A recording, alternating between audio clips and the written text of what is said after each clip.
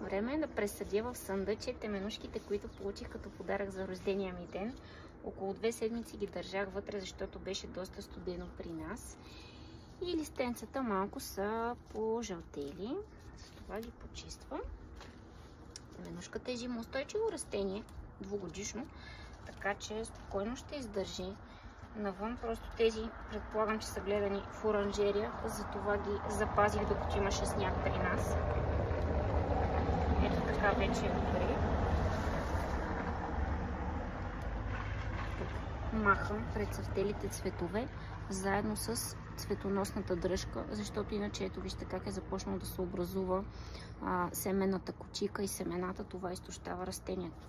Ние не искаме да събираме семе, а да се радваме на повече цветове. Така.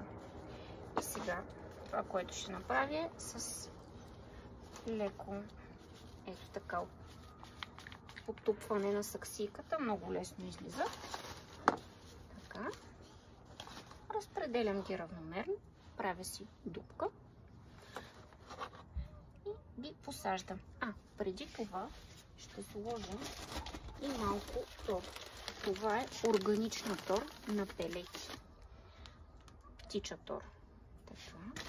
Слагам във всяка дупка по 3-4, не повече пелети. Така. Тук. Пак слагам от пелетите.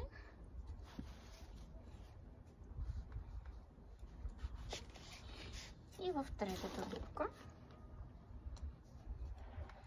Те бавно се усвояват и са подходящи за външни растения. За вътрешните не ги ползвам, защото има така специфична миризма, която лично на мен не ми харесва вътре. Така чудесно се получи. И тази година най-вероятно няма много да цъфчат, но пък до година пролета със сигурност ще се радвам на много цветове. Теменушките са любимите ми цветя. Пожелавам ви един слънчев и прекрасен ден от мен.